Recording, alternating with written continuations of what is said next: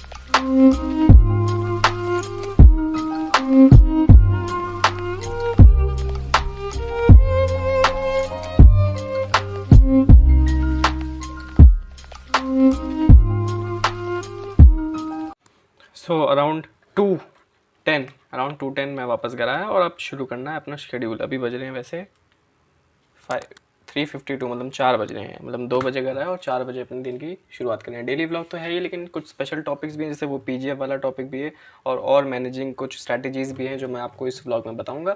फिलहाल एक लेक्चर खत्म करते हैं फिजिक्स का, जो होगा ड्यूअल नेचर और मैटर और रेडिएशन का। उसको एक बार ख़त्म करते हैं, होपफुली 5 बजे तक वो ख़त्म हो जाएगा। फिर आगे के जो टॉपिक्स हैं उनको भी कहेंगे, और डेली व्लॉग, ये पूरा 24 आवर्स का व्लॉग तो है ही।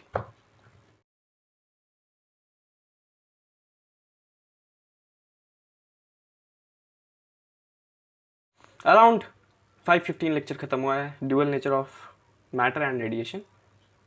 मेन टॉपिक पर अगर बात करें, पीजीएफ पे बात करें, मैं बिल्कुल ऑन द पॉइंट बात करूंगा, जो मुझे बेनिफिट मिला इससे और जो मेरे लिए मुझे सही लगता है। लक्ष्य 1.0 पहले से, लक्ष्य 2.0 आ गया है। अब लक्ष्य 2.0 आने से क्या फ़ायदा हुआ है, उसमें सिर्फ यही है कि वहाँ की जो टेस्ट सीरीज थी उसको एक बार सॉल्व करेंगे, उससे कुछ फ़ायदा मिलेगा। क्योंकि देखो, लेक्चर तो कोई भी नहीं देखेगा उसके वापस 2.0 के, क्योंकि 1.0 के काफ़ी सफिशियंट है, काफ़ी अच्छे हैं। वहाँ की डीपीपीज मेरे ख्याल से लगभग ऑलमोस्ट सेम होंगी। क्या पता वही जो 1.2 में प्रोवाइड कर रही थी वही डीपीपीज वहाँ भी प्रोवाइड हो रही हो, कुछ डिफरेंस होगा ज़रूर, लेकिन ऑलमोस्ट सेम होगी। तो डीपीपीज करने का भी उतना फ़ायदा नहीं, 1.2 की सारी एक बार फिर से कर ले तो ज़्यादा सही रहेगा। सिर्फ एक चीज़ मैं वहाँ से उठाऊंगा, क्योंकि लेक्चर्स देखने का कोई फ़ायदा नहीं है, 1.2 में भी वही उतनी क्वालिटी के लेक्चर्स है, 2.0 में उतनी क्वालिटी के लेक्चर्स हैं। बस एक चीज़ कि वहाँ की जो टेस्ट सीरीज है लक्ष्य 2.0 की, उसको एक बार सॉल्व करेंगे। होपफुली वो अलग होगी, मुझे नहीं पता वो अलग है कि सेम है जैसे 1.2 में प्रोवाइड की थी। अगर अलग होती है तो उसे एक बार सॉल्व करेंगे, उससे हेल्प मिलेगी। बाकी बहुत अच्छा स्टेप है ये पीजिए, क्योंकि 2 बैचेस एक बैच के प्राइस में मिल रहे हैं, बहुत बड़ा स्टेप है। प्रयास 2.0, प्रयास 1.0 बच्चों को साथ में मिल रहा है, लक्ष्य 1.0, लक्ष्य 2.0 बच्चों को साथ में मिल रहा है। तो ऐसा नहीं है ये छोटा स्टेप है, बहुत बड़ा स्टेप है, बहुत अच्छा स्टेप है, लेकिन इतना कुछ बेनिफिट मेरे ख्याल से नहीं है हमारे लिए। क्योंकि जैसा मैं तो स्पेशली जैसा चल रहा है वैसा चलने देना चाहता हूँ। लक्ष्य 1.0 में भी इंटीग्रेशन सीख रहा हूँ, ऑर्गेनिक पढ़ रहा हूँ, बढ़िया, तो वैसे ही चलता रहे, इसलिए मैं ज़्यादा प्रहार पे भी अभी ध्यान नहीं दे रहा। तो काफ़ी अच्छी चीज़ है, लेकिन अभी इस मोमेंट पे मेरे लिए ऐसा कोई कुछ खास बेनिफिशियल चीज़ नहीं है।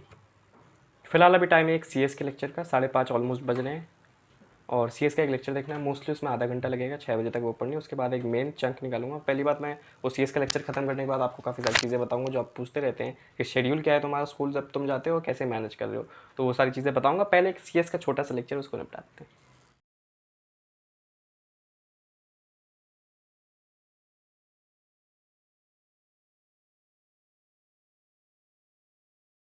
A few moments later.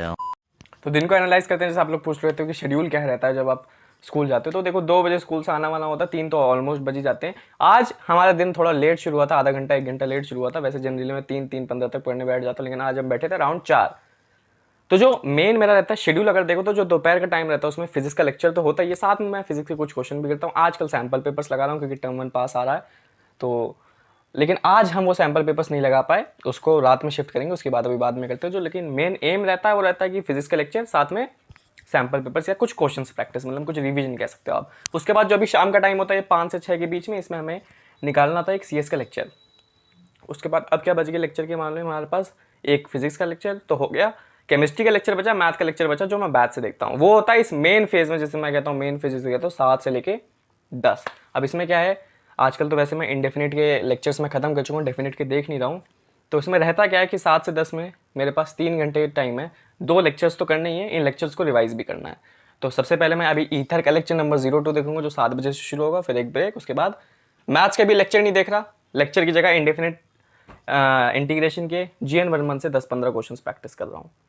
अगर लेक्चर देखूंगा मैं डेफिनेट शुरू करूँगा अगले हफ्ते से, तो उसकी जगह फिर लेक्चर, फिर GN वर्मन के थोड़े बहुत क्वेश्चन रात में थोड़ा टाइम निकाल के करेंगे।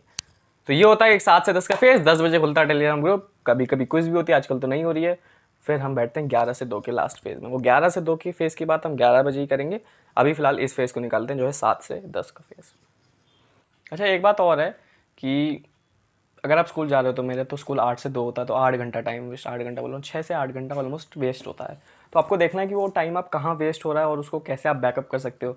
देखो आपके पास क्या है, एक लेक्चर को आप टाइम देते हो, एक सेल्फ स्टडी को टाइम देते हो, 2 फेज होते हैं आपकी पूरी स्टडी शेड्यूल में। तो लेक्चर को तो आपको उतना ही टाइम देना पड़ेगा। जैसे मेरे 3 लेक्चर होते हैं, कभी कभी 4 भी होते हैं, कभी कभी मैं 11th का भी लेक्चर देखता हूँ।